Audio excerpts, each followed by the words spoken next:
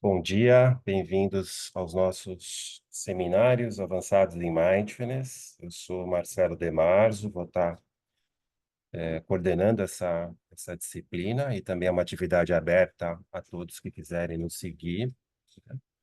Então, tanto uma disciplina da pós-graduação do Programa de Saúde Coletiva da Escola Paulista de Medicina, Unifesp, e também é uma atividade aberta do Centro Mente Aberta, né? A gente abre essa atividade para todos que quiserem acompanhar, né, as informações, né, a disseminação das informações sobre Mindfulness, nossas atividades práticas também, faz parte do nosso ecossistema, né, dentro do Centro Mente Aberta. Eu vou falar um pouquinho mais sobre ele daqui a pouco.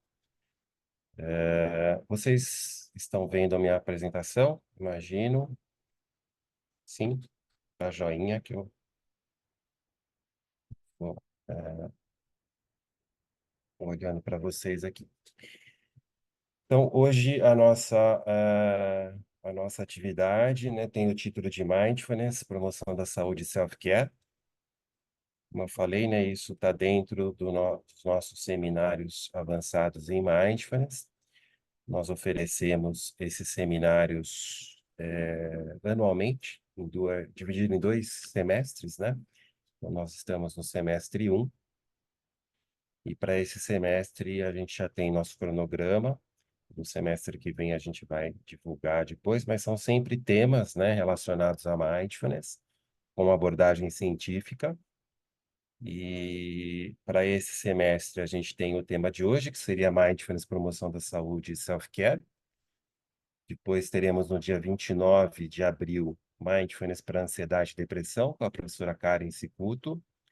No mesmo dia, a gente vai ter uma outra apresentação que seria mecanismos de ação, né, relacionados a mindfulness, com a professora Vânia de Almeida.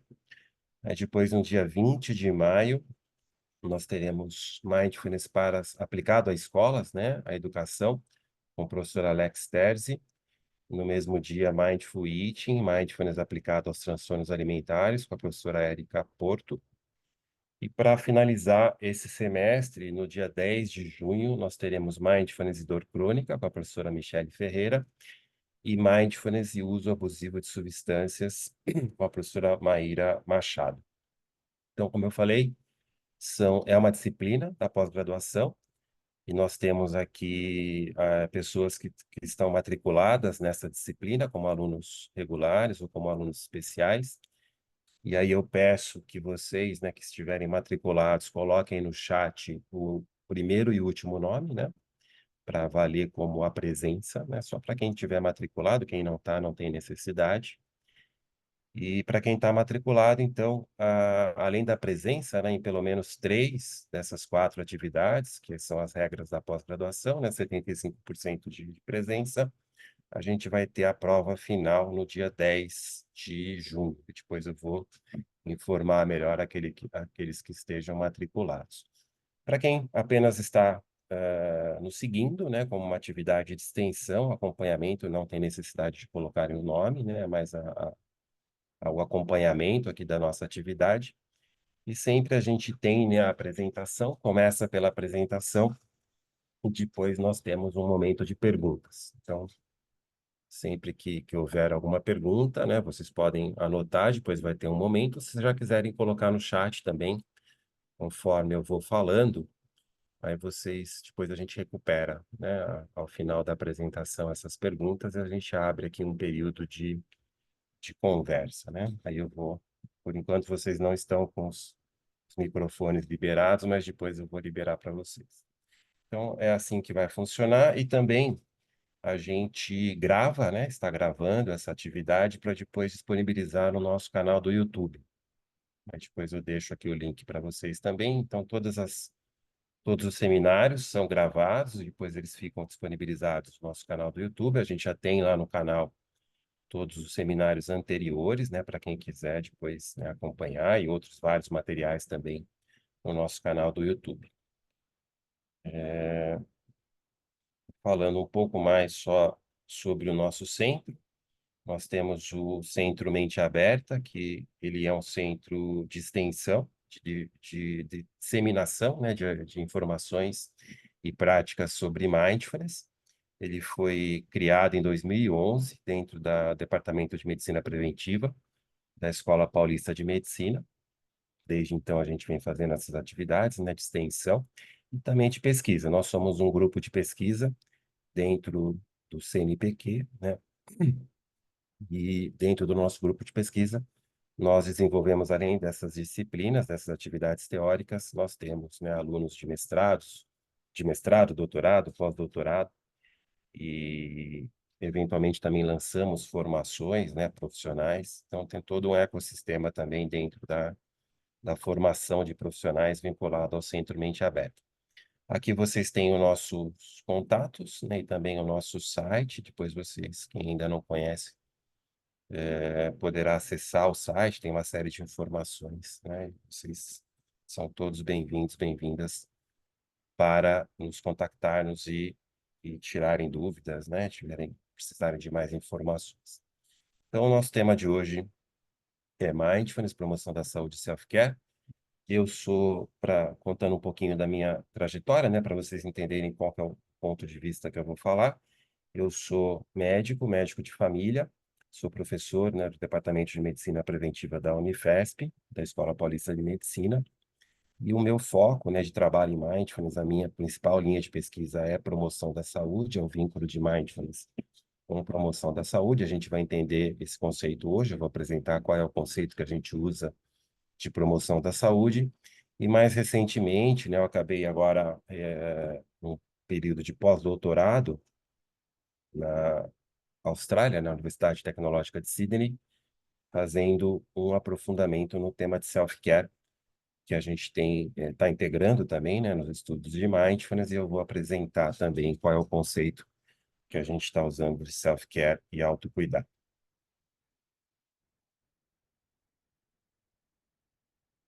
Então, começando, né, pelos conceitos, para que a gente entenda qual é o que está por trás, né, das evidências, da pesquisa, em especial dessa linha de pesquisa de promoção de mindfulness, promoção da saúde e self-care.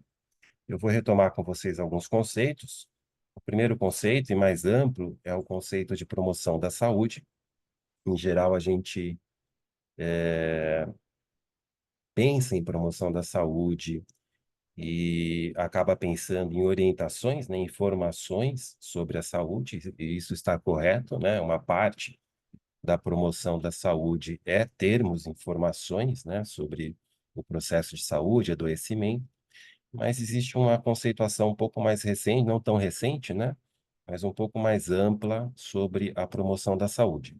Essa conceituação, ela se inicia no final da década, no meio da década de 70 do século passado, a partir de um movimento capitaneado pela Organização Mundial da Saúde e também pelo Ministério da Saúde do Canadá, que é o movimento das cartas de promoção da saúde, ou seja, como a gente define, né, de maneira mais adequada o conceito de promoção da saúde. E como curiosidade, né, o Canadá foi o primeiro país que colocou promoção da saúde, nesse conceito que a gente vai entender melhor, como política pública. Então, foi o primeiro país que introduziu o conceito de promoção da saúde como política pública, né, dentro, em especial, da área da saúde, mas, como a gente vai ver, ele se expande para outras áreas, né? Hoje em dia, vários países fazem isso. O Brasil, né, também tem uma política nacional, né, pública de promoção da saúde dentro do sistema de saúde, mas o Canadá foi, então, o primeiro país que desenvolveu isso com o apoio da Organização Mundial da Saúde. Ele se baseou, né, em pesquisas daquele momento, que são confirmadas até hoje, em relação aos determinantes, né, o que determina que a gente tenha saúde, mais saúde, né, ou menos saúde, o que influencia no processo de envelhecimento saudável, né, ou não, de longevidade. E esses determinantes são bem conhecidos, né? A gente tem, logicamente, o sistema de saúde, uma boa organização da atenção à saúde, né, como ponto-chave nesse processo, mas não só, né? A gente sabe que apenas ter um bom acesso à saúde, né, um bom serviço de saúde, não garante que a gente tenha, né, uma boa qualidade de vida, um bom estado de saúde. Isso depende, logicamente, do nosso meio, né, do nosso entorno, né, das condições ambientais, né, tanto em relação, né, ao local onde a gente mora, a cidade, o bairro, mas também em relação às condições de trabalho, né, saúde ocupacional. Logicamente, a influência genética, nossa herança genética também é importante, né? E cada vez mais tem se dado importância ao que a gente chama de estilo de vida, né? Aos nossos hábitos. Então, quanto mais saudáveis esses hábitos, quanto mais saudável o nosso estilo de vida, mais próximo a gente está de um estado de saúde, né, mais adequado. Então, com base, né, nessas pesquisas que vêm se confirmando, né, se expandiu o conceito, né, de promoção da saúde, não só informação, não só organizar bem o sistema de saúde, mas também, né, priorizar ambientes que sejam mais saudáveis, né? A biologia humana a gente ainda não consegue modificar, né, apesar de terem pesquisas nesse sentido, mas em especial um fator modificável que seria do estilo de vida, né? Então a gente sabe que para que eu tenha, né, menos risco, né, em relação à minha saúde, eu devo fazer uma série de ações, né, para a melhora do meu estilo de vida, dos meus hábitos, para que eles, né, interfiram positivamente nesse processo. Então, a promoção da saúde leva em consideração todos esses determinantes, né, de maneira integrada. E a gente tem como referência principal, né, a primeira conferência internacional sobre promoção da saúde, que foi a Conferência de Ottawa, no Canadá também, em 1986, né, onde o conceito de promoção da saúde foi, né, delineado e é o conceito que a gente usa até hoje, né? Então, a Carta de Ottawa, ele é o principal documento que a gente tem, né, de 86, como eu falei, né, financiado, capitaneado pela Organização Mundial da Saúde, sobre o conceito de promoção da saúde. E esse conceito, né, ele expande, como eu falei, a questão, né, de informação, apenas estarmos bem informados sobre a saúde. Mas ele fala de algo mais amplo, né, que seria a capacitação das pessoas, né, dos grupos, da comunidade, da sociedade, para que eles possam atuar de maneira mais ativa na melhoria da qualidade de vida, né, e da saúde, incluindo uma maior participação no controle, né? Então, ele é um conceito mais dinâmico, mais ativo, que vai no sentido de criar autonomia nas pessoas, né? Não só por meio de informação, mas criando habilidades nas pessoas e na sociedade organizada para que eles consigam participar mais ativamente desse processo, né?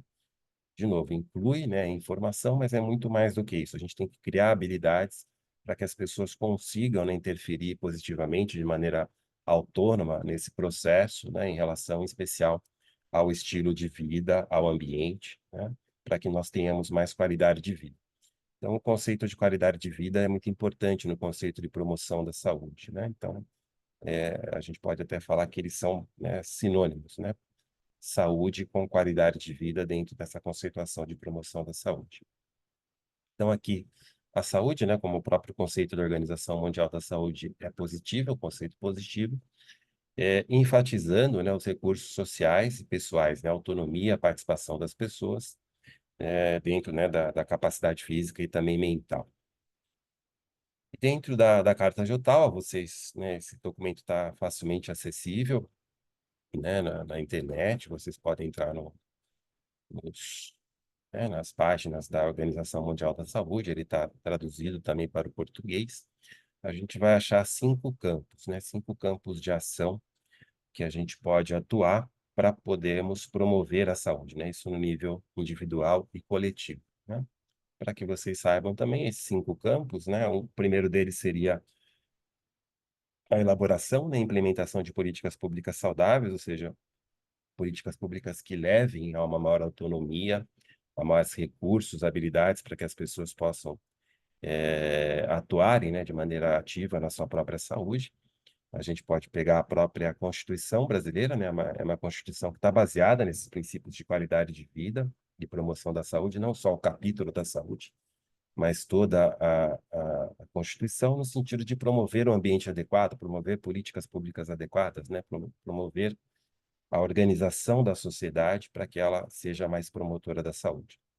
A gente também tem a criação de ambientes favoráveis à saúde. Aqui tem um movimento bastante conhecido, que são das cidades saudáveis, né? As cidades promotoras de saúde, por exemplo, criando espaços, né, para que as pessoas possam ter um melhor estilo de vida, não só a questão da poluição, né, mas, por exemplo, a criação de espaços, né, ou a preservação, né, de espaços de natureza, praças, etc., para que as pessoas possam ter acesso, né, a recursos de promoção da saúde, o reforço das ações da sociedade, né, fortalecer a própria organização da sociedade, né, por exemplo, as ações comunitárias, para que isso também promova a saúde, o desenvolvimento de habilidades pessoais, né, recursos pessoais, né, habilidades pessoais para que as pessoas possam compreender esse processo, também atuarem ativamente sobre esse processo, e a própria reorientação do sistema de saúde, para que ele também atue não só no tratamento, né, e na reabilitação, mas também na promoção da saúde, na prevenção de doenças, né? O próprio Sistema Único de Saúde, ele também, do Brasil, né, segue esses princípios. Então, são 5 áreas de atuação da promoção da saúde, que são também prescritas pela essa Carta de Ottawa, que a gente leva em consideração até hoje, né? Quando a gente fala de mindfulness, em princípio, a gente está mais localizado aqui no desenvolvimento de habilidades pessoais, né? Como criar recursos para as pessoas, né? Para os grupos, para a sociedade, para que eles tenham, né? Mais capacidade física e mental para que possam atuar de maneira mais autônoma na sua própria saúde. Então, esse é o link mais óbvio, né? De mindfulness dentro da promoção da saúde. Então, a gente, dentro dessa ideia, né, de desenvolvimento de habilidades pessoais, né, a gente também tem uma conceituação, onde se fala de empowerment, né, em inglês, empoderamento individual, uma capacitação individual, aquisição de poder técnico, né, de habilidades, de autoeficácia, de consciência também, né, sobre o próprio processo de saúde e adoecimento, até um pouco mais amplo, né, de participação ativa política, não necessariamente, né, por meio de, né, da política em si, de partidos políticos, mas um engajamento da sociedade, das pessoas, em prol da saúde. Então, esse seria o campo do desenvolvimento de habilidades pessoais, e depois a gente vai ver como o mindfulness entra nesse campo, né? Então, esse é o conceito de promoção da saúde de maneira mais moderna, né? Ele é muito mais amplo do que apenas fornecer informação, mas ele vai no sentido de criar capacidade, né? Criar recurso, criar autoeficácia e autonomia para que as pessoas tenham uma participação mais ativa nesse processo, né? A gente, logicamente, está sem... É um conjunto de coisas, né? A gente não vai abrir mão de bons serviços, né? Da boa atenção à saúde, mas é importante também que as pessoas tenham, né, capacidade, né, dentro da corresponsabilização dentro do processo de saúde e adoecimento.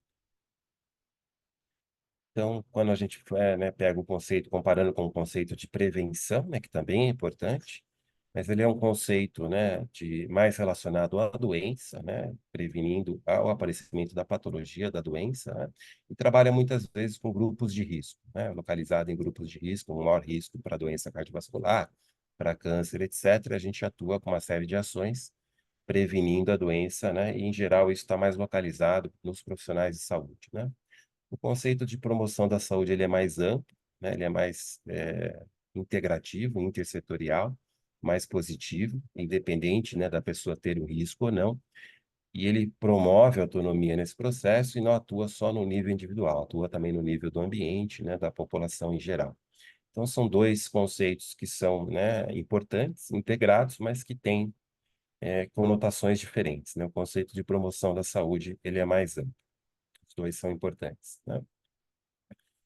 E quando a gente fala de promoção da saúde, né, no nível populacional, a gente tem como objetivo, né, fazer com que as pessoas tenham menos risco, né?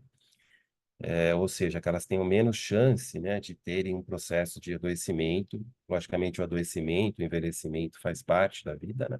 Mas que haja menos chance, né, menos possibilidade dessas pessoas entrarem no processo de adoecimento. Quanto mais recursos de promoção da saúde, né, disponíveis para as pessoas e para a sociedade, mais elas estão na curva de baixo risco e menos, né, chance de adoecimento ou de adoecimento grave. Então, também as ações de promoção da saúde vão no nível populacional para que a sociedade como um todo, né, esteja em menos risco. Esse, então, é o conceito, né, de promoção da saúde que nós usamos. Depois a gente vai ver, né, como o mindfulness se relaciona a esse conceito, em especial o que eu dei ênfase, que é o desenvolvimento de habilidades pessoais. Tá? E um outro conceito que tem crescido, né, que tem se desenvolvido, né, e tem sido usado, é o conceito de autocuidado ou de self-care. O conceito de, assim como promoção da saúde, né, ele tem um senso comum, todos nós usamos, né, essas palavras, promoção da saúde, autocuidado no dia a dia, mas ele tem sido trabalhado do ponto de vista conceitual, né, tem sido mais bem definido, e como isso, né, em especial como isso entra dentro da organização do sistema de saúde ou da sociedade, para que isso seja trabalhado de maneira mais sistemática, né, ou seja, como a gente realmente consegue promover saúde e autocuidado para as pessoas a partir de uma melhor estruturação teórica e também das pesquisas, né, e de como levar isso efetivamente às pessoas. Então, assim como a promoção de saúde tem entrado nas políticas públicas, o conceito de autocuidado, de self-care também, né? Aqui pegando o exemplo da Austrália, né, onde eu tive a oportunidade de conhecer mais a fundo, hoje em dia existe uma política pública, né, que está sendo desenvolvida dentro, né, do país para que as ações, né, de autocuidado, de self-care, entrem de maneira efetiva, de maneira sistemática na sociedade e no sistema de saúde. Então, pegando aqui o conceito, né, que eles usam nessa política pública, que também é o conceito da Organização Mundial da Saúde, a gente entende, né, autocuidado ou self-care como habilidades. São habilidades que as pessoas, né, a sociedade podem desenvolver para poderem ter mais autonomia, né, e autoeficácia para participarem do seu processo, né, de saúde e adoecimento, prevenindo a doença, né? Então, gerenciando de maneira mais ativa e participativa eventuais sintomas e também se a pessoa precisar de tratamento, que ela participe mais ativamente nesse processo, né? E que tenha também mais autonomia para fazer escolhas saudáveis, né, em relação ao estilo de vida, tanto para a saúde física como mental. Então, a gente fala, né, em criar habilidades, né? Criar recursos internos, recursos pessoais e da sociedade organizada para que haja uma maior participação, maior autonomia para a identificação de sintomas, para a promoção de um estilo de vida mais saudável e também para a participação mais ativa para aquelas pessoas que necessitem de tratamento, né? E a gente entende, né, que essas habilidades elas podem ser treinadas. Logicamente, a gente pode, né, dentro da história de vida de cada um, ter conhecimento sobre isso, né, dependendo da minha profissão, né, do meu ambiente de trabalho, da meu ambiente familiar, né, eu vou criando essas habilidades, vou aprendendo coisas sobre isso, mas também seria papel do sistema de saúde fornecer, né, criar essas habilidades por meio de intervenções. E aqui tem outro link, né, com mindfulness. A gente entende que mindfulness é uma dessas intervenções, uma dessas ferramentas para que a gente crie habilidades, né, de promoção da saúde, de autocuidado. Então, para que isso seja desenvolvido de maneira mais adequada pelas pessoas, né? O conceito também inclui três componentes, né, três componentes do autocuidado, ou do self-care, né? Então, o primeiro seria para aquelas pessoas que têm a necessidade de algum tratamento, que elas tenham mais autonomia, né, na compreensão do tratamento e na participação. A gente pode pegar o exemplo, né, de pessoas que tenham diabetes e necessitem do tratamento com a insulina, que elas consigam entender como é o manejo da insulina, né, como que é a aplicação, né, como que isso se relaciona com a alimentação. Então, que ela tenha a habilidade de participar do seu tratamento, né, com o apoio dos profissionais, de maneira mais autônoma e mais eficaz, né? Também incluiria a possibilidade de reconhecimento, né, de sinais e sintomas relacionados às doenças ou aos fatores de risco. Eu conseguir entender, por exemplo, o que é um sintoma de ansiedade, o que é um sintoma de depressão, né? E possa identificar e conseguir, né, de alguma maneira, gerenciar esses sintomas de maneira mais autônoma. E também que eu tenha habilidade, compreensão e habilidade para poder desenvolver, né, ter um estilo de vida mais saudável, né? Então, uma coisa, né, é eu ter a informação, né? Eu sei, todos nós sabemos, que praticar atividade física regular é importante, né? Mas a outra coisa é como fazer, né? Como criar essa habilidade, como desenvolver isso, né? Colocar em prática. Então, são habilidades, né, que vão além da informação e além das pessoas poderem desenvolver isso, né, na sua própria vida, que o sistema de saúde possa criar também, né, treinamentos, intervenções que promovam essas habilidades. Então, as políticas públicas de autocuidado, de self-care, vão nesse sentido. Tá? Aqui tem um autor que eu recomendo para quem tiver interesse em desenvolver, né, em conhecer mais esse tema, que é o Austin Elosta, né, que é da Imperial College de Londres. Ele, né, tem também seu grupo de pesquisa, depois eu vou deixar o contato aqui para vocês. Ele tem desenvolvido muito dessa conceituação, a gente tem feito alguns trabalhos em colaboração também. E um desses trabalhos é muito interessante, que é a Matrix, né, do autocuidado, ou seja, quais são os elementos, quais são os componentes que a gente tem que levar em consideração, né, para a promoção de autocuidado, promoção de saúde, né? Em especial, os 7 pilares, né, do autocuidado, que seria aqui, né, o conhecimento e a literacia em saúde. Depois eu vou explicar um pouco mais o que é isso, qual que é a diferença de informação. A promoção, né, de um estado de bem-estar mental, de autoconsciência, aqui um link direto com mindfulness, como a gente vai ver, de autogestão, né, da saúde. A promoção de atividade física, a promoção de uma dieta, né, de uma alimentação mais saudável, a possibilidade de evitar riscos para a saúde, né, como, por exemplo, o tabagismo, melhores medidas, né, de higiene no dia a dia, não só, né, né, higiene das mãos, que a gente geralmente lembra, mas bons hábitos também, no sentido de qualidade do sono, né? O uso racional dos serviços de saúde, né, que eu saiba usar o serviço de saúde de maneira adequada, né? Tudo isso são pilares do autocuidado, que podem ser treinados, né, do ponto de vista individual, mas que tem que entrar também no contexto, né, mais próximo ali da família, da comunidade, mas também do sistema de saúde e das políticas públicas. Então, são vários componentes, são vários contextos, né, onde essas atividades podem ser desenvolvidas, né, com esses vários pilares. Depois, mais adiante, eu vou apresentar o link de Mindfulness, né, com vários desses pilares. Então, esses seriam os 7 pilares, né? Conhecimento e a habilidade, né, para usar o conhecimento, que seria a literacia em saúde, uma melhor, um bem-estar mental e psicológico, né, mais autoconsciência, autopercepção, autoconhecimento sobre si mesmo e autorregulação, né, a capacidade de autogestão, atividade física, alimentação adequada, evitar riscos, né, uma boa higiene em geral, incluindo a higiene do sono, e o uso racional, né, de recursos de saúde, produtos, medicamentos. E também tem um outro fator que tem entrado, né, aí como se fosse um 8º pilar, né, que é a questão da conexão social, né?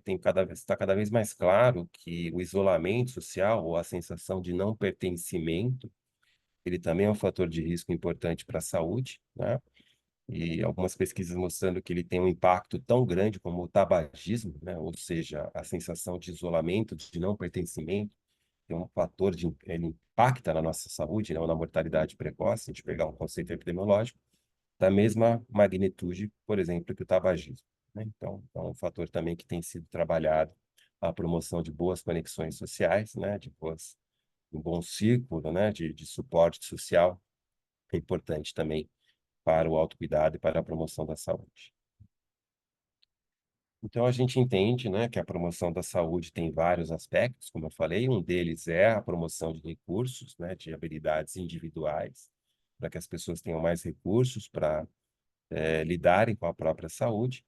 E dentro desses recursos, né, dessas habilidades, a gente pode falar de habilidades de autocuidado, né, que eu possa gerenciar e participar mais ativamente do meu processo de saúde e adoecimento, também de promoção, né, de um estilo de vida mais saudável. Isso pode ser desenvolvido naturalmente pelas pessoas, né, pelas comunidades, pela sociedade, mas também pode ser treinado pelo sistema de saúde, né, que a gente tem chamado de intervenções de autocuidado. E dentro dessas intervenções, a gente tem mindfulness, né? Então, uma delas, né, são várias intervenções, né? A gente pode dizer que mindfulness é uma intervenção que promove habilidades de autocuidado, né? E promove promoção, né? Promove a saúde, em especial no desenvolvimento de habilidades, né, pessoais. Então, esse é o contexto onde a gente usa mindfulness, né? Em especial, o nosso grupo de pesquisa tem focado nesse contexto, né, nesse quadro referencial das intervenções, né, das práticas de mindfulness, dos treinamentos de mindfulness como uma ferramenta, né, de promoção de habilidades de autocuidado, de self-care e de saúde física e mental. Isso é importante, né, em todos os aspectos, mas em especial se a gente pensar que nós temos, né, hoje em dia, uma maior prevalência, né, com o processo de envelhecimento natural da população. Nós temos uma maior prevalência de condições crônicas de saúde ou de doenças crônicas, né, como, por exemplo, ou fatores de risco, né, crônicos, como a hipertensão, diabetes. Então, a gente precisa, né, logicamente, do sistema de saúde, ele é muito importante, né, dos profissionais de saúde, mas sem ferramentas de autocuidado, né, de promoção da saúde, de um melhor estilo de vida, o tratamento fica muito ineficiente, né? A gente sabe que, infelizmente, né, o apoio dos profissionais do serviço de saúde, eles vão muito mais no sentido paliativo, né? De controle de sintomas e sinais, mas tem pouco poder curativo ou de melhora das causas, né? E essas causas estão muitas, em especial, relacionadas a um estilo de vida inadequado. Então, se a gente não treina as pessoas, né, não cria habilidade das pessoas para que elas possam ter mais autonomia em relação, né, a esse processo do estilo de vida, de automonitoramento, de autogestão da sua própria saúde, o resultado é muito pobre, né? Então, é por isso que as políticas públicas têm enfatizado, né, a questão do autocuidado, porque é fundamental na própria atenção às condições crônicas, né, às doenças crônicas, que é o que a gente tem de mais prevalente nesse momento, né? Aí tem vários modelos nesse sentido, vocês já devem ter ouvido falar do modelo de pirâmide, né, de riscos. Então, dentro do sistema de saúde, né, a gente tem pessoas, né, usuários e pacientes em vários níveis de risco, e a gente sabe que a grande maioria, né, das pessoas se beneficiaria do autocuidado, né? Não tem um grande nível de risco que precisaria de um cuidado mais intensivo de um profissional de saúde. Logicamente, as pessoas existem, né, esses casos, e aqui realmente é muito importante, né, a atenção à saúde de maneira intensiva, mas a grande maioria das pessoas se beneficiaria, né, de ações de autocuidado, de promoção da saúde. Por isso, de novo, né, em especial para pensando nas doenças crônicas, nas condições crônicas, né, que o sistema de saúde tem investido nisso. Ou seja, o próprio sistema de saúde criando essas habilidades, não só fornecendo, né, tratamento e reabilitação, mas também criando habilidades de autocuidado, de promoção da saúde. E, de novo, é nesse contexto que a gente introduz, né, os conceitos, as práticas e os treinamentos de mindfulness. Para quem tem, então, interesse, né, esse material, como eu falei, né, vai estar disponível, né, a gravação, né, no YouTube, né, e também vocês podem pedir esse material, posso disponibilizar para vocês, né, os slides.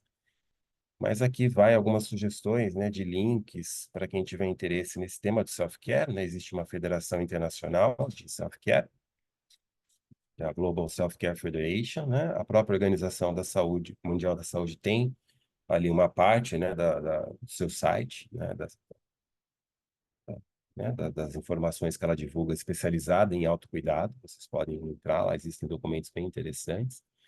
E do ponto de vista de grupos de pesquisa, né, o principal grupo é do professor Austin, do Imperial College, ele tem lá uma página também com materiais. E recentemente, né, um grupo internacional de pesquisadores, né, que eu tenho a felicidade de fazer parte, lançou esse observatório, né, um lugar onde a gente reúne, né, na internet informações e, em especial, evidências científicas, né, sobre esses tópicos relacionados ao self-care. Então, vocês podem entrar aqui na página, né, e ou colocarem no Google diretamente, né, de Self-Care Observatory, e aí vocês vão achar, né, ali o contato dos pesquisadores, vários tópicos relacionados ao self-care, né, e também o nosso contato para quem quiser ter mais informações, aqui seria uma outra dica também, para que vocês tenham acesso a material de qualidade.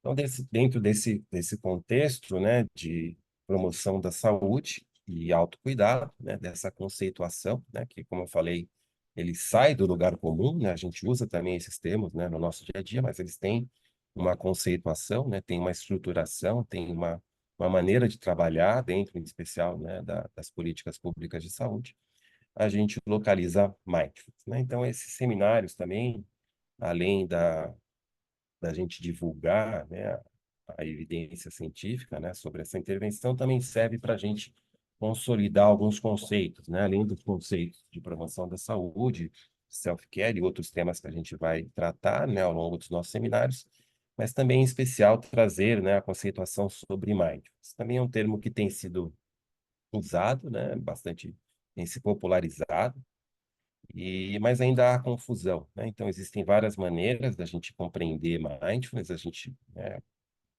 tem a nossa linha de compreensão, eu vou passar para vocês, né, dentro dessa visão mais científica e relacionada à promoção da saúde e ao autocuidado, né? A gente acha mindfulness também relacionado, né, muito comum a ideia de mindfulness ou as práticas de mindfulness ou de atenção plena, né, como a gente vem traduzindo, relacionada às práticas integrativas e complementares, né? Então, o Brasil também tem uma política, né, especial para as práticas contemplativas integrativas e complementares, e a gente chama de PICs, né? E dentro dessa política tem o link com a meditação, né? E a gente vai ver que Mindfulness tem esse link também com a meditação. Então, a gente acha, né, comumente o termo mindfulness associado às práticas integrativas e complementares, né? Mas, ao mesmo tempo, né, a evidência científica sobre essas intervenções, sobre esse conceito, ela vem nos últimos 40 anos se desenvolvendo, tá? E a gente acha também, né, mindfulness ou os treinamentos de mindfulness, né, as intervenções em textos, né, do mainstream da saúde, da medicina. Aqui eu pego um exemplo, né, que é o Current, que é um livro de atualização da área médica, e ele já há várias edições traz, né, como uma intervenção baseada em evidência, a possibilidade do treinamento em mindfulness, em especial vinculado aos transtornos de saúde mental, né? Então, não só no campo das práticas integrativas, mas também no campo, né, das intervenções baseadas em evidência, e a gente vai ver algumas dessas evidências, né, quais são as indicações que a gente tem baseado nos melhores estudos científicos para aplicarmos, né, os treinamentos, as práticas de mindfulness dentro desse contexto, né, da promoção da saúde e do autocuidado. Então, a gente pode entender mindfulness, né, de uma maneira mais simples, né, inicial, como um treinamento da atenção. A gente brinca, seria o treinamento do músculo da atenção, né? Então, essa palavra treinamento a gente tem usado muito, porque realmente é uma habilidade que se desenvolve, né, por meio de treinamento. Assim como a gente, né, pode treinar os nossos músculos, a nossa capacidade cardiopulmonar, por meio de exercícios, né, de técnicas, a gente também pode treinar a nossa capacidade atencional, né, ou de um melhor controle, de uma melhor gestão da nossa atenção por meio de treinamentos, né? Então, e a gente sabe também que esses treinamentos, né, como a gente vai ver, quanto mais nós temos, né, uma melhor habilidade de gestão da nossa atenção. Isso nos ajuda, né, no gerenciamento do estresse, no gerenciamento dos fatores de estresse no nosso dia a dia e nos leva também a uma melhor qualidade de vida. Então, tem um link, né, além da questão, né, da prática, né, de estar mais atento, mais focado, mais consciente no dia a dia, também da gente, por meio dessa habilidade, conseguir gerenciar melhor o estresse, ter mais qualidade de vida, né? E aí um link com a promoção da saúde, né? Quanto mais qualidade de vida, mais a gente está próximo, né, da promoção da saúde e menos risco a gente tem, né? E como a gente vai ver também, isso está relacionado, né, às habilidades de autocuidado.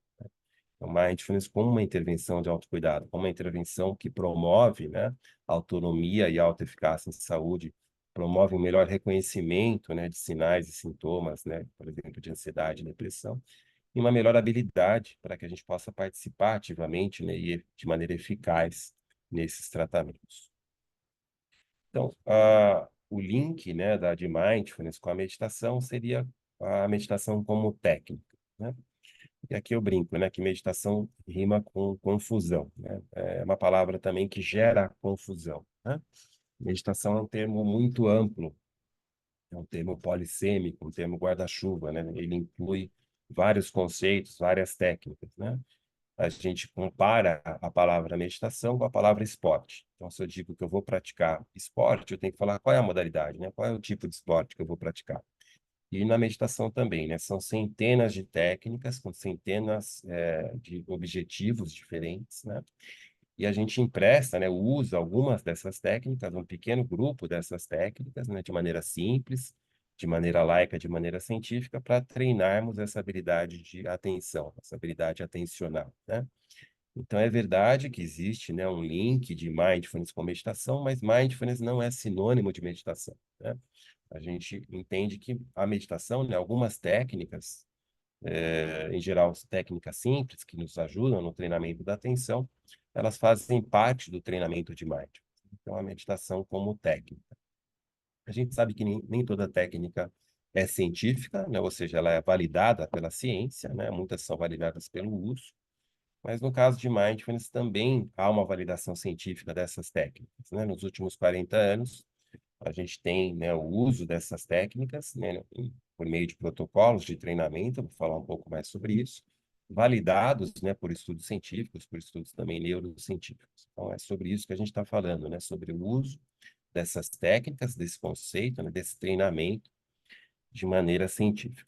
Logicamente, as meditações, né, as técnicas meditativas, elas são milenares, né? A gente pode encontrar muitas dessas técnicas, esses conceitos, nas várias tradições humanas, né? A gente sempre lembra do budismo, do hinduísmo, né? Mas as várias tradições humanas, né? Os egípcios antigos usavam técnicas meditativas, os gregos estoicos, né? Outras ramos da filosofia grega antiga também usavam, o cristianismo, né? Várias das tradições humanas, né? Usaram e usam técnicas meditativas. Então, isso é um uso, né? Milenar.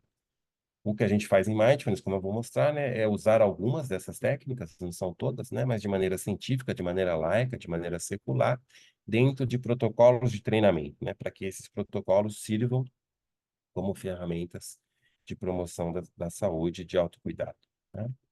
Então, a partir dessa ideia, a gente vê Mindfulness de vários aspectos, né?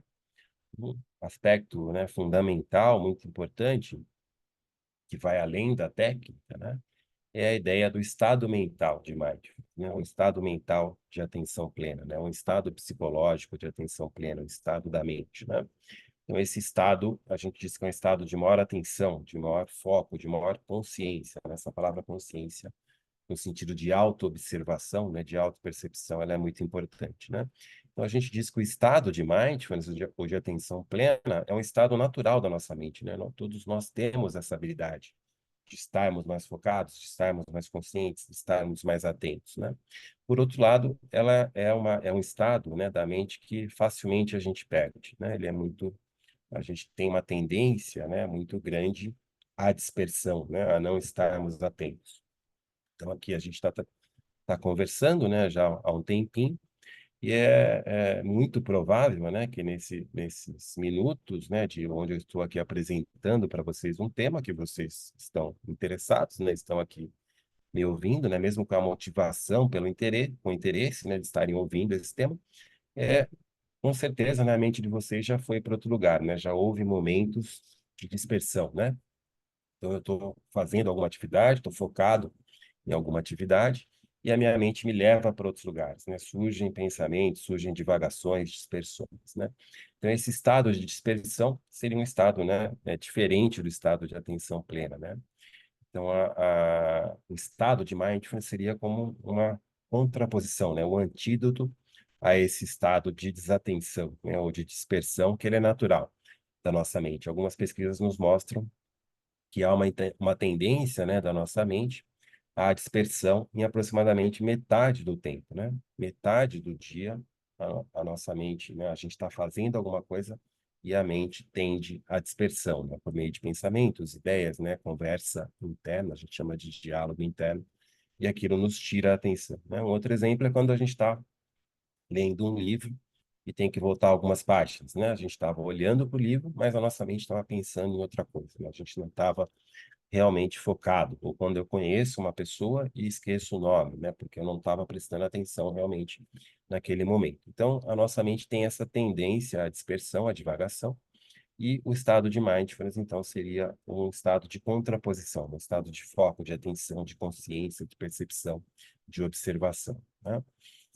As pesquisas nos mostram, né, que esse estado ele pode ser caracterizado, né, como um traço psicológico, uma característica, né, psicológica com uma relativa estabilidade. Então a gente já tem essa capacidade maior ou menor, né, de levarmos esse estado de mindfulness para o nosso dia a dia. E algumas pesquisas nos mostram, né, como tudo na vida tem um fator genético envolvido, né? Então existe uma influência genética nessa capacidade de levar um estado de maior consciência para o nosso dia a dia. Algumas pesquisas nos mostram que essa capacidade, essa influência genética, né, está em torno de 30%, né? 30% da minha capacidade de levar mindfulness para o dia a dia, de estar mais atento, mais consciente, mais focado, tem a ver com a minha genética, né, com a minha herança genética. O outro lado, né, que 70% é treinável, ou seja, existe um espaço muito grande de treinamento, né?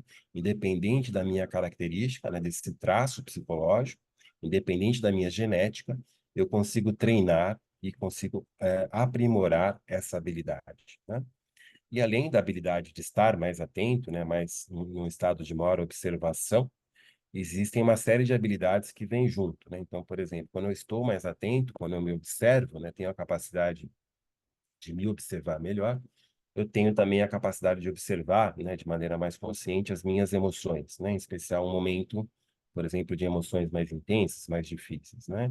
Então, a partir desse reconhecimento, desse melhor reconhecimento dessas emoções, eu consigo manejá-las de maneira mais adequada. Então, isso entraria no campo, né, da regulação emocional, né? Então, uma série de habilidades que vêm junto, né, que explicam os benefícios de mindfulness, que não são necessariamente estar no estado de mindfulness, mas a partir desse treinamento eu consigo desenvolver outras habilidades, né? Então, mais consciência, mais capacidade de lidar, né, com as emoções, mais capacidade de lidar com o estresse, e tudo isso é treinável, né? Essa que é a ideia. Então, a gente consegue treinar isso por meio de práticas e treinamentos. Então, esses seriam os outros aspectos, né? Existem técnicas, existem práticas, como eu falei, né? Muitas delas são derivadas, né, de algumas técnicas meditativas, e mais, né, especificamente, a gente tem falado, né, nos últimos 40 anos de treinamentos, de cursos, né, de programas de treinamentos que incluem essas técnicas que fazem com que a gente possa desenvolver essas habilidades, né?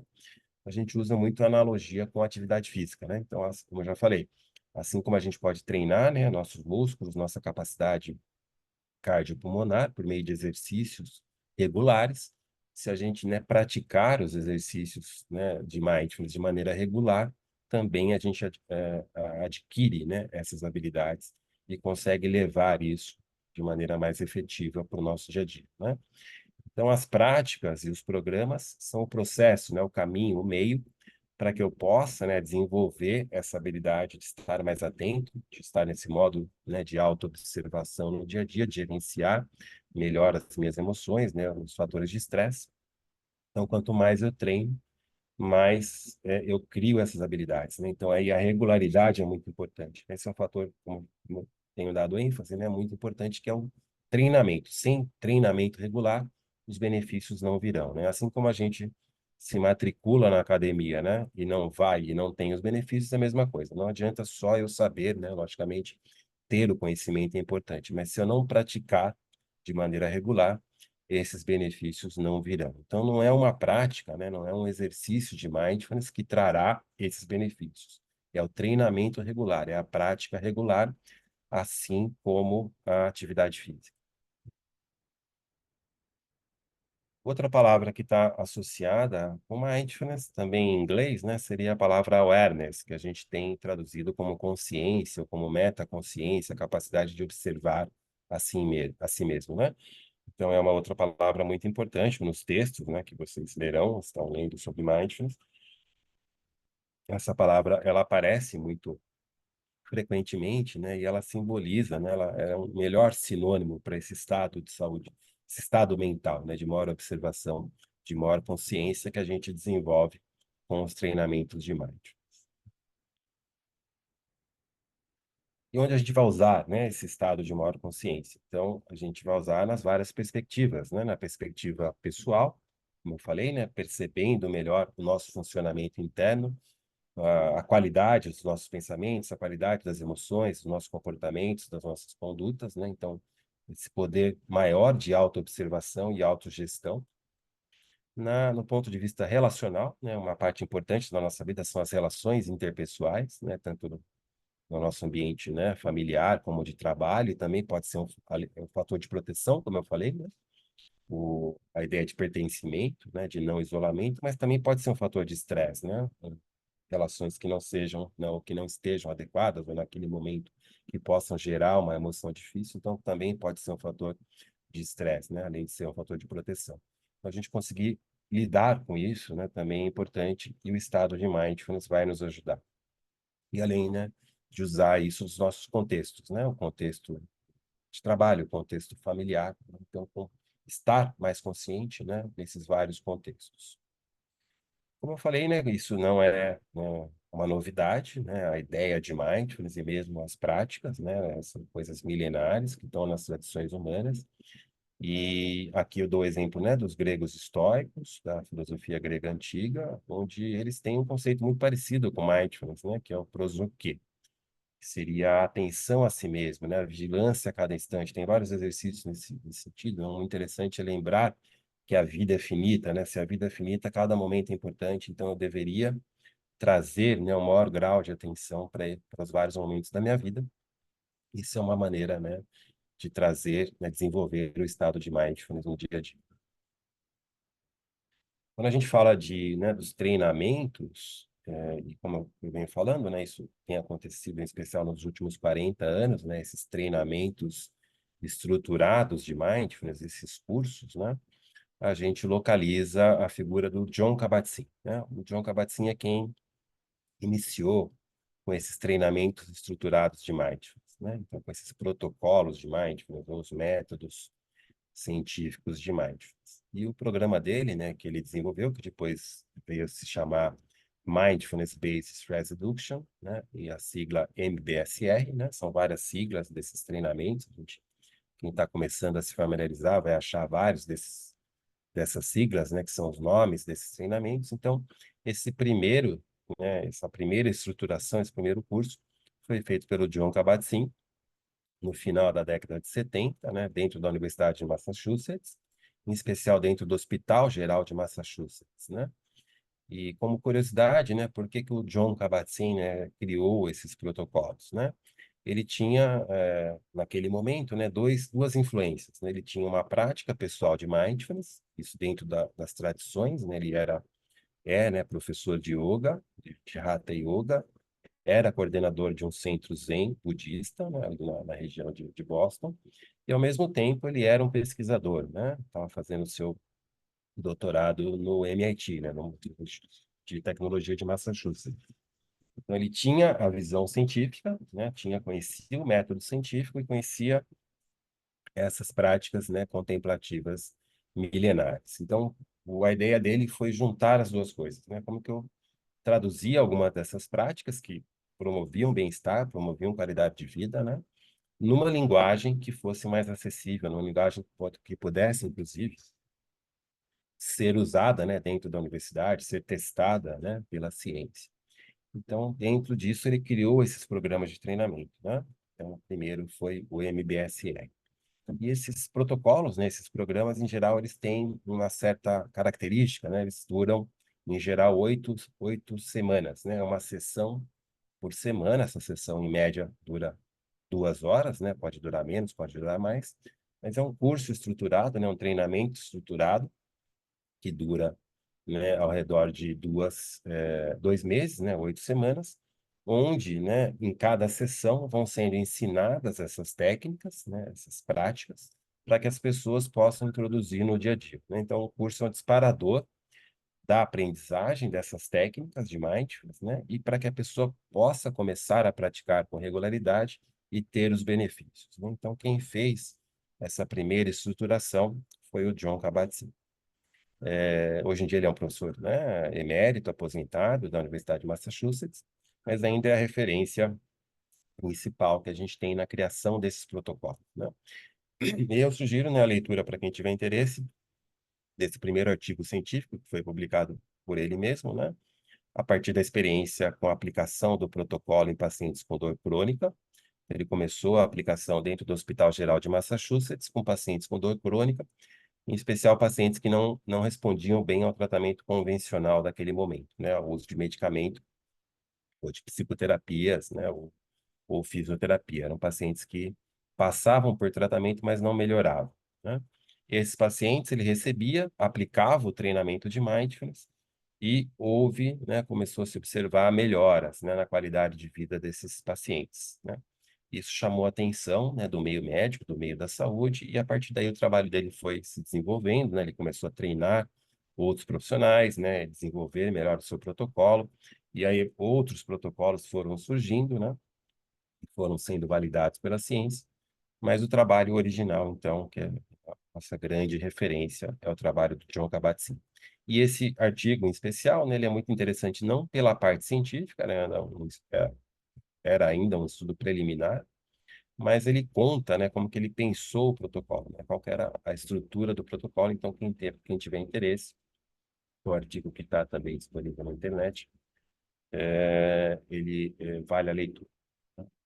E a partir da experiência, né, do John Kabat-Zinn, vários outros protocolos foram surgindo, né? Um outro muito conhecido, na verdade, é o protocolo mais estudado pela ciência, né, até o momento, é o MBCT, que seria o Mindfulness Based Cognitive Therapy, né, que seria a partir do protocolo do John Kabat-Zinn, né, que tinha um foco maior em estresse em geral.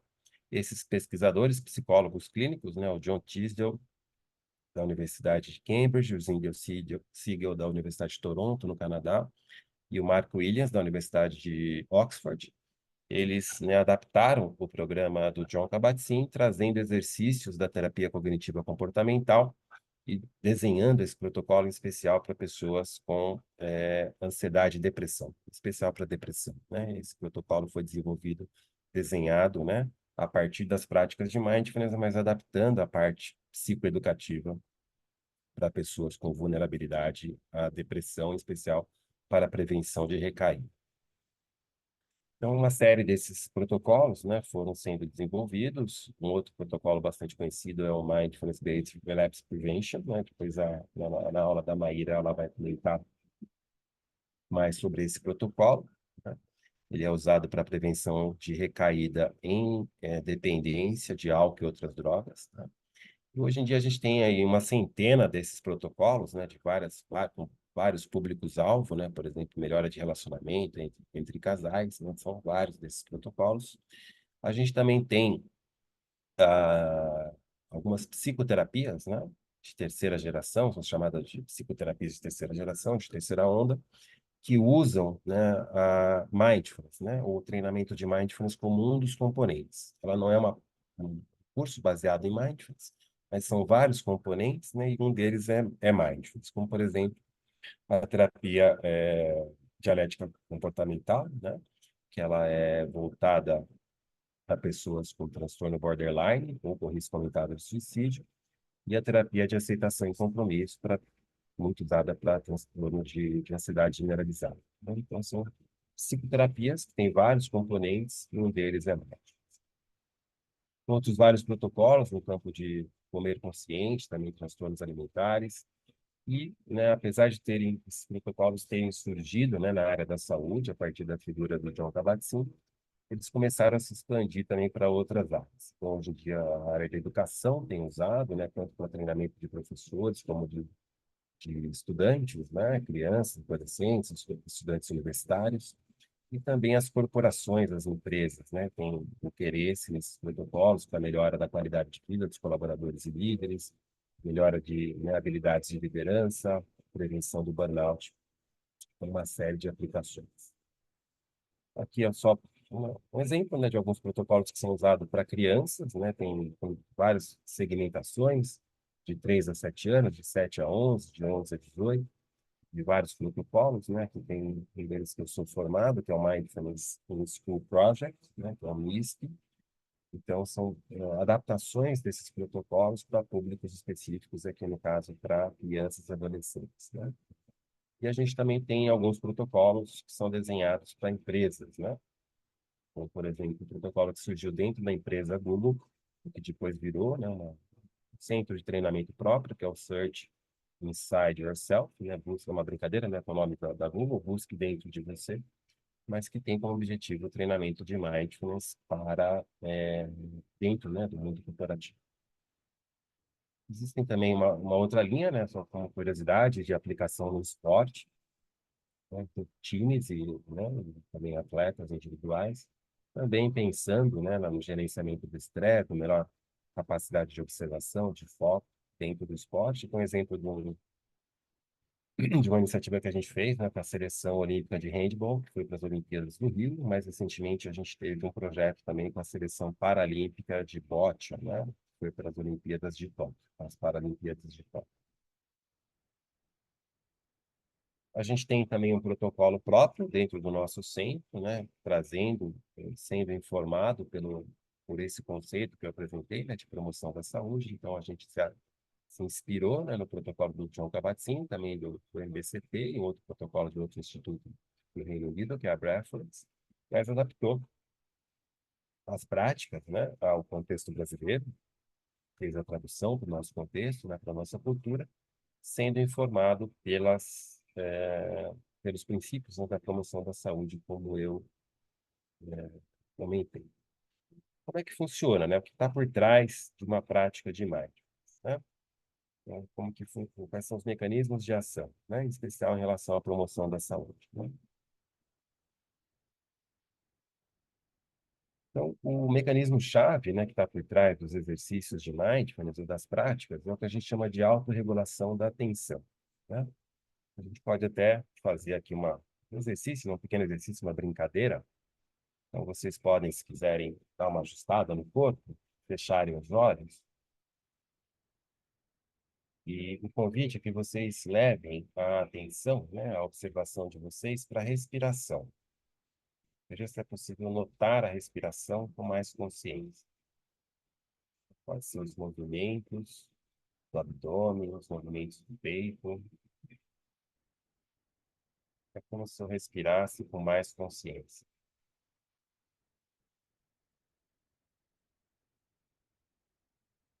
E é provável, né, que ao mesmo tempo que vocês estejam, né, mais conscientes da respiração, surjam pensamentos, divagações, imagens mentais, e a mente de vocês vai levar vocês para outro lugar, para outros lugares, né? Quando isso acontecer, não precisa brigar com isso, é normal, apenas perceba, né, que a mente foi para outro lugar e traga ela de volta para a respiração. Tá trazendo ela de volta de maneira gentil, volte a se conectar com a respiração.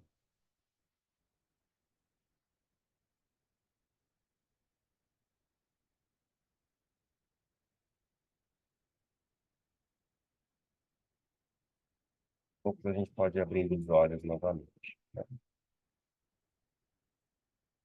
Vocês podem comentar, né, no chat, ou quando a gente abrir para conversa, o que aconteceu. Mas, em geral, o que que acontece, né?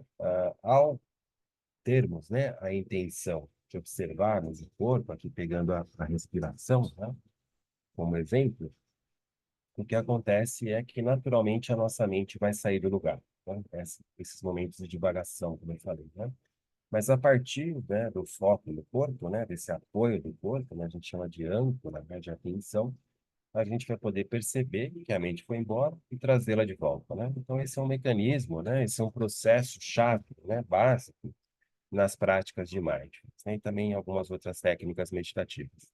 Então, que é a ideia de, né, pontos de apoio no corpo, por exemplo, a respiração. A partir daí, né, perceber que a mente vai embora, naturalmente ela vai devagar, mas ao perceber que ela foi embora, eu posso trazê-la de volta, né? Então, esse processo vai se repetindo de várias maneiras, né, por meio de várias práticas. Mas então o que está por trás, né, um dos mecanismos principais que explica, né, os benefícios de mindfulness é desenvolver essa capacidade de autorregular a atenção, né, de fazer uma autogestão da atenção.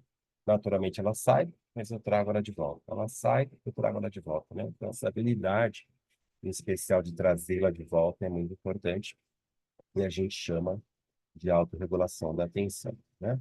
Então, essa ideia de âncora, né? Assim como a âncora do barco serve para o barco não ficar à deriva, a âncora do corpo, né? Serve para a mente não ficar à deriva, né? Então, isso tem um uso, né, óbvio no dia a dia, né? Quanto mais eu consigo, né, fazer uma melhor gestão da minha atenção, mais eu vou estar, né, presente naquilo que eu estou fazendo, né, focado naquilo que eu estou fazendo. Mas também tem uma série de outros benefícios, né? Então, se a gente pensar, né, nos transtornos mentais, vamos pegar o exemplo da ansiedade, né? As pessoas que têm uma vulnerabilidade à ansiedade, aos transtornos de ansiedade, elas têm uma maior frequência de pensamentos, né, de preocupação excessiva, antecipação. Em geral, mesmo que esses pensamentos surjam, né, mas que não tenham uma correspondência com a realidade, né, são só pensamentos, a pessoa acaba se fundindo com aquilo, né, começa a ruminar sobre aquilo. Então, eu fico preocupado. Eu me preocupo mesmo com o processo, né, de preocupação mesmo com coisas que não vão acontecer, mas aquilo mexe, né, com a minha mente, com as minhas emoções, eu me sinto pior e tenho a sensação de ansiedade, né? Então, eu me grudei naqueles pensamentos, né, a gente chama de fusão cognitiva, de ansiedade, de excesso de preocupação, e aquilo modifica as minhas emoções, modifica meus comportamentos, né? Quando a gente faz esse processo de treinamento, né, de autorregulação da atenção, além, né, de poder fazer uma gestão melhor da atenção, a gente também cria a capacidade de não se grudar tanto nesses pensamentos, né? Então, são simplesmente pensamentos que surgem na minha mente. Então, eu começo a desenvolver uma habilidade que a gente chama de desfusão cognitiva ou descentramento, né? Eu não me grudo tanto com esses pensamentos, né? No caso da ansiedade, pensamentos de preocupação excessiva, de antecipação, né? Se a gente pegar pessoas com depressão, elas têm uma tendência maior a pensamentos negativos, o de menos-valia, né? E também é, tem uma tendência, né, a se grudarem mais com esses pensamentos, a acreditar nesses pensamentos, né? Então, conforme a gente vai treinando nesse mecanismo básico de autorregulação da atenção, além de regular a atenção, a gente consegue perceber melhor que pensamentos, né, surgem na nossa mente, que não necessariamente eles correspondem à verdade ou a fatos, né, e a gente não se gruda tanto nesses pensamentos. Então, isso explica, por exemplo, né, que pessoas que treinam mindfulness conseguem se grudar menos, né, nesses pensamentos de preocupação, de ansiedade, né, ou de depressão, e tem menos sintomas, né, depressivos, de ansiedade. Então, é um manejo diferente, né, na nossa mente, né, por meio do treinamento corporal. Isso a gente chama de desfusão cognitiva, né? Ou outro termo que vocês vão achar que é decentering, né? Ou que seria o descentramento, a possibilidade de olhar a minha mente, né, os meus pensamentos também, as minhas emoções, de uma maneira um pouco mais observadora, né? Um pouco mais com distanciamento, sem ter que me grudar nisso. Esses são mecanismos básicos, né, que explicam os benefícios de mindfulness, desde que a gente faça com regularidade, né? E aí a gente também tem estudos, né, mostrando que se eu faço isso com regularidade, eu consigo, né, além de desenvolver essa habilidade psicológica, também modificar positivamente o meu cérebro, né, o meu corpo, o meu cérebro por meio de mecanismos de neuroplasticidade. Então, vai havendo, né, adaptações no nível de conexões, né, e também estruturais, né, que também explicam esses benefícios, né, e essas mudanças positivas na qualidade de vida. Algumas áreas estão mais mapeadas, né, pela ciência, como, por exemplo, o córtex pré-frontal, que está relacionado à tomada, né, de percepção, à autopercepção, à tomada de decisões, né, as funções cognitivas executivas. O hipocampo, né, relacionado à atenção também, né, mas à aprendizagem, à memória. A ínsula, que é uma outra, né, região que está relacionada à interocepção, à capacidade, né, de perceber o corpo, e aqui também perceber as emoções via corpo, né, explicando uma melhor regulação das emoções. E a amígdala, que estaria relacionado, né, à resposta ao estresse, não a reação de luta e fuga. Então, a gente sabe que quanto mais exposição a fatores de estresse, mais ela se sensibiliza. Quanto mais treinamento regular de mindfulness, mais ela se dessensibiliza e mais cria relações com o córtex pré-frontal. Ou seja, frente ao fator de estresse, a gente tem uma capacidade melhor, né, de responder de maneira racional e menos reativa, menos impulsiva. Existe uma série de estudos, né? Vou pegar alguns exemplos. Esse é um estudo feito com crianças, né? Onde foi aplicado um teste neuropsicológico, onde as crianças eram expostas a figuras, né, que poderiam dar medo, ativar a amígdala. E uma parte das crianças, né, metade foi sorteada com um treinamento de mindfulness e metade não fez o treinamento. A metade que fez o treinamento, frente, né, ao mesmo teste, elas ativavam menos a região da amígdala, em especial a porção direita, e ativavam mais a conexão da amígdala com o córtex pré-frontal. Então, mostrando a mesma coisa, né, aqui por meio de um estudo randomizado e bem estruturado, tá? Então, a gente tem, esse é um estudo nosso, estudo teórico do nosso grupo, né, mostrando que a capacidade de mudança, né, de comportamento, um comportamento mais positivo, uma, uma resposta mais positiva frente ao estresse, vem da capacidade, né, de reconhecer a emoção, reconhecer emoções especiais, emoções difíceis, né, de não se grudar nessas emoções, ter a capacidade de reinterpretá-las. Isso vem de um maior poder, né, de consciência corporal, pegando aqui né, a ativação da ínsula, e que vem daquele processo básico, né, de regular e melhorar a atenção. Então, o processo de autorregulação da atenção nos leva a uma maior consciência corporal, um melhor reconhecimento das emoções, né, uma reinterpretação dessas emoções de maneira mais positiva e mudança de comportamento, em especial frente aos fatores de estresse. Tá? Isso tudo, né, muitas pesquisas nos mostram, né, confirmam que isso tem a ver, né, com o desenvolvimento da capacidade atencional, de autorregulação da atenção, né? Então, a gente pode dizer que mindfulness, né, mais do que o treinamento da atenção, né, é o desenvolvimento, né, desenvolver essa capacidade de autoobservação, né, de meta-atenção, de metacognição, de reconhecimento dos pensamentos, das emoções, né, a gente traduz como observar a si mesmo, né? E, então, isso é diferente. Muitas vezes a gente confunde também, né? Como confunde mindfulness com meditação, confunde com uma parte das técnicas, não é verdade? Uma parte das técnicas de meditação, elas têm a intenção de promover relaxamento, mas não é o caso de mindfulness, né? Não é esse o mecanismo. Mindfulness é um treinamento, né, que nos ajuda a desenvolver essa capacidade de metacognição, meta-atenção, autoobservação, e a partir daí a gente consegue, né, identificar e lidar melhor com as emoções e aí gerenciar o estresse via outro caminho, tá? E também não é mente em branco, é uma outra confusão, né? A gente acha que para meditar, muitas vezes a gente confunde meditar com não ter pensamentos, né? Isso também não é verdade para Mike. Na verdade, a gente vai conseguir notar melhor os pensamentos, né? Então, se relacionar de outra maneira com esses pensamentos. Aqui tem uma brincadeirinha, né? Os meditadores anônimos. Meu nome é João e faz mais de 36 dias que eu não tenho nenhum pensamento. Então, não é isso, né? Não é esse o objetivo, não é esse o mecanismo de mindfulness. O mecanismo de mindfulness é no sentido de meta-atenção, né? Meta-cognição, auto-observação, mais poder, né? Habilidade de observar a si mesmo. Então, a partir daí, a gente desenvolve, né, essa capacidade de melhor regulação emocional, que é a base. A má regulação emocional é a base de muitos transtornos, né? Em especial os transtornos psicológicos, né? E, a partir daí, a gente tem uma melhora, né? Mais habilidades de promoção da saúde e de autocuidado, né? Vamos indo aqui para a parte final, né? Espero que vocês não estejam dormindo ainda.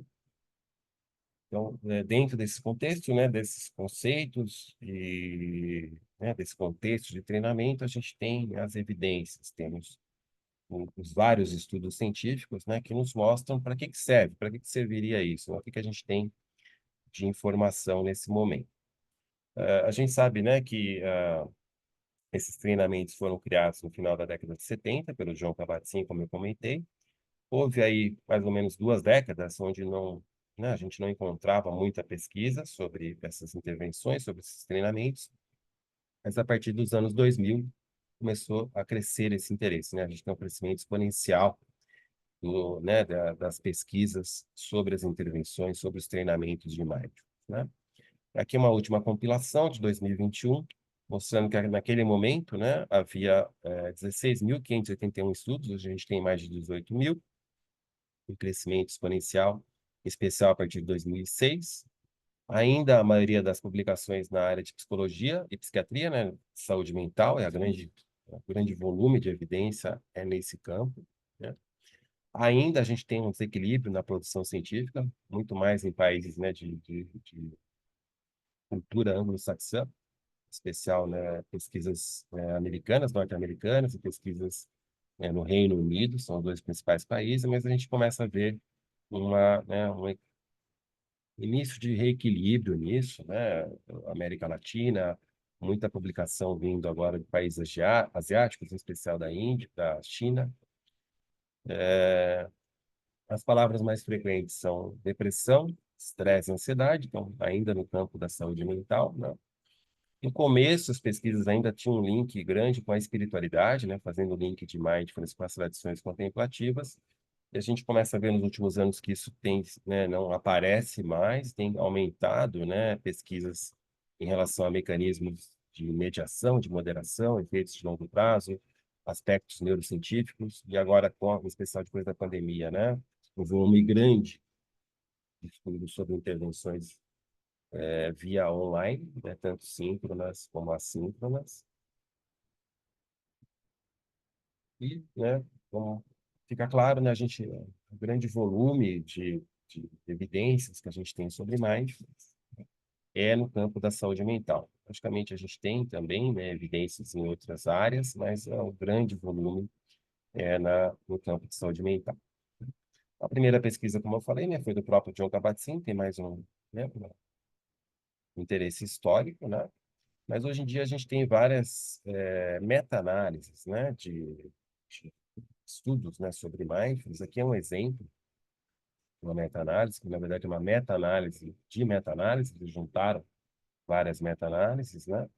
E o que a gente tem, né, como conclusão dessas várias meta-análises é que mindfulness tem efeito equivalente ou similar, né, o tamanho de efeito, o impacto, uma eficácia, a outras intervenções que são padrão ouro, em especial para condições de saúde mental, né, como eu disse, né? Então, sintomas e transtornos de depressão, né, sintomas e transtornos de ansiedade, qualquer condição crônica relacionada ao estresse, aqui a gente pode colocar o diabetes, a hipertensão, né, que qualquer doença crônica ou condição crônica altera, né, a relação com o estresse, o eixo, né, do estresse, e o treinamento de mindfulness melhora a qualidade de vida nessas condições, né, e muitas vezes melhora a adesão ao tratamento, melhora a qualidade de vida em geral, né, e também muita evidência no campo da dor crônica, né, em especial, ou pacientes, né, com dor crônica, eh, como patologia primária ou secundária ao câncer.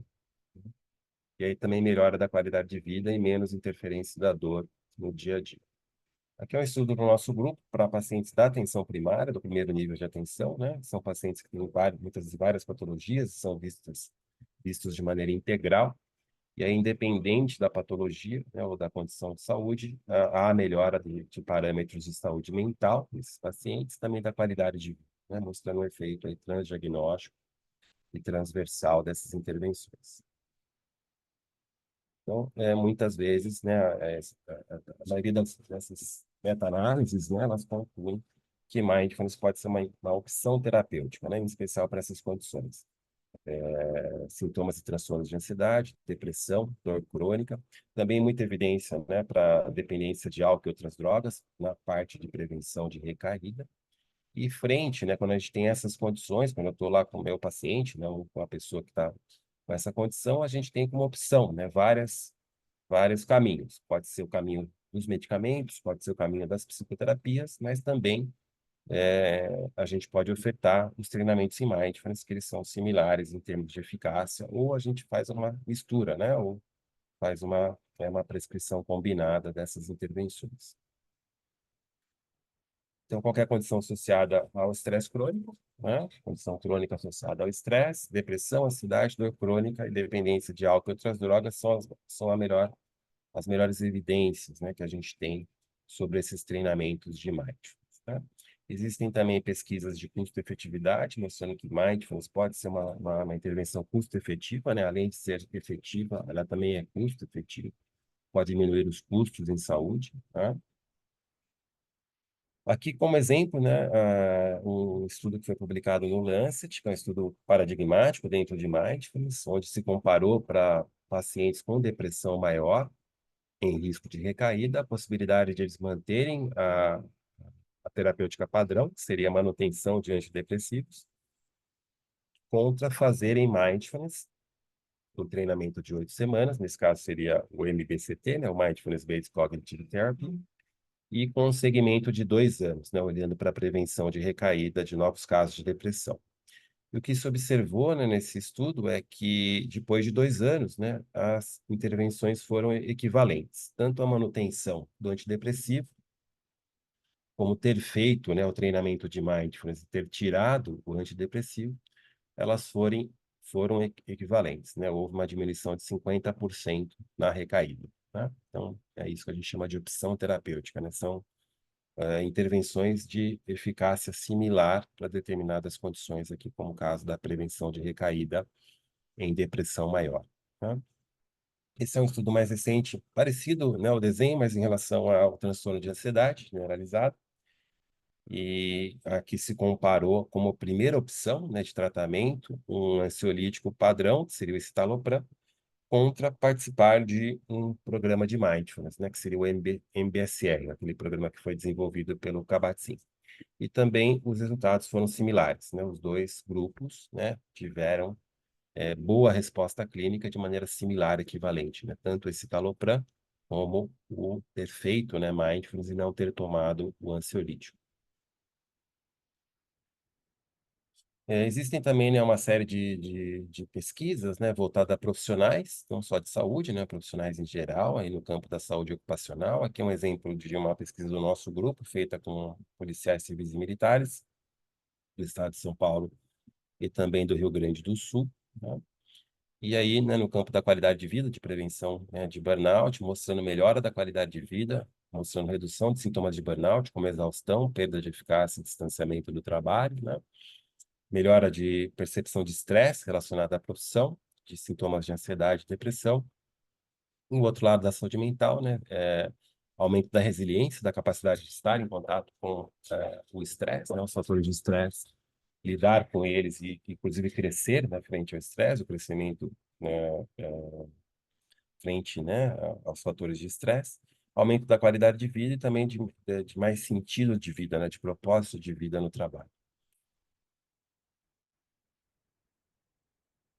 Se a gente pegar, né, para finalizar, os pilares do autocuidado, né, a gente já acha, né, esse é um campo de pesquisa que está sendo desenvolvido, né, essa usar, né, as intervenções de mindfulness, avaliando a partir, né, dos critérios, né, ou dos pilares de autocuidado, de self-care. Se a gente pega na literácia em saúde, né, como eu falei, é um conceito que vai além da informação em saúde, ou seja, a capacidade de ter a informação, né, mas mais do que ter acesso à informação, de usar a informação, é uma habilidade. Então, eu sei o que é a minha condição de saúde, eu entendo, né, como que é o diabetes, hipertensão, né, ansiedade, depressão, eu consigo ter habilidades de gerenciar aquela informação e usar, né, para ajudar nesse processo. Então, isso seria literacia em saúde.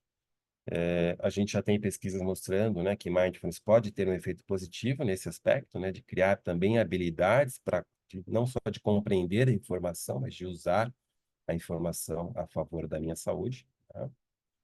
A questão, né, de desenvolvimento de bem-estar mental, self-awareness, né, o autopercepção e autocontrole, isso está na base de mindfulness, então, como eu mostrei aí ao longo dos estudos, né, então isso é próprio da intervenção e é um link direto de mindfulness com, né, a ideia de autocuidado, de self-care, né, e aí, como eu mostrei, está relacionado diretamente a esse mecanismo básico, né, de autogestão da atenção, né, e isso levando a uma melhor regulação das emoções, né. E aqui um estudo, né, um estudo de revisão que não estava interessado em mindfulness, ele estava interessado em intervenções que pudessem promover, né, o bem-estar mental, e dentro dessas intervenções foi identificado, né, nas várias possibilidades de intervenção, que mindfulness é a melhor, junto com estratégias de psicologia positiva. Então, dentre as várias, né, todo o leque de intervenções de promoção de bem-estar mental, mindfulness está no topo, né, como uma dessas intervenções. Além da questão, né, a gente também tem pesquisas mostrando, né, que mindfulness pode melhorar, diminuir a sensação de isolamento e melhorar as nossas conexões sociais saudáveis, né? Então, também temos pesquisas nesse aspecto. Melhora da satisfação com a vida, né, a partir de um melhor lidar, né, com os fatores de estresse, né, e conseguir estar nos fatores de estresse desde uma outra perspectiva, uma perspectiva mais equânime, inclusive aprendendo, né, frente ao estresse.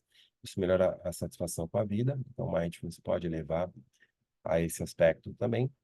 A questão da atividade física, né, algumas práticas de mindfulness são em movimento, mas além disso, a gente sabe que mindfulness, né, praticar mindfulness, né, ter mais autoconsciência, autopercepção, promove hábitos saudáveis.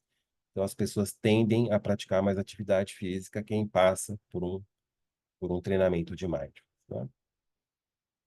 Comer consciente também, né? A gente tem, como eu falei, protocolos específicos, né, para olhar para a nossa dieta, para a nossa alimentação de uma outra perspectiva. Aqui um exemplo de um estudo feito pelo nosso grupo, pelo grupo, né, do professor Javier Garcia Campay, da Universidade de Zaragoza, que eu participei, mostrando que protocolos, né, de comer consciente diminuem o comer emocional, ou seja, o comer como estratégia de estresse, né, de controle do estresse. Isso melhora a qualidade de vida e a qualidade da alimentação. Aqui um estudo grande feito pela Vera Salvo, né, que fez o seu pós-doutorado conosco em unidades de atenção primária do Brasil, de saúde, né, do sistema público do SUS, mostrando que para mulheres, né, com sobrepeso e obesidade, mindfulness também melhora o comportamento alimentar e há uma tendência a reequilibrar o peso próximo, né, do que é considerado como saudável.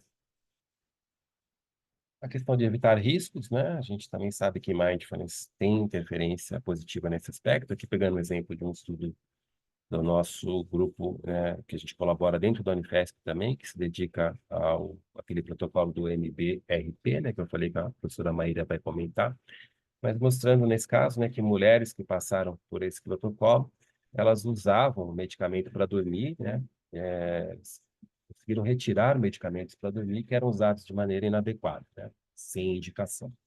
Então, diminuindo o risco, a gente sabe que esses medicamentos, por exemplo, em pessoas 60 anos ou mais, né, promove quedas, né? Então, a pessoa perde consciência no dia a dia, pode se colocar em risco.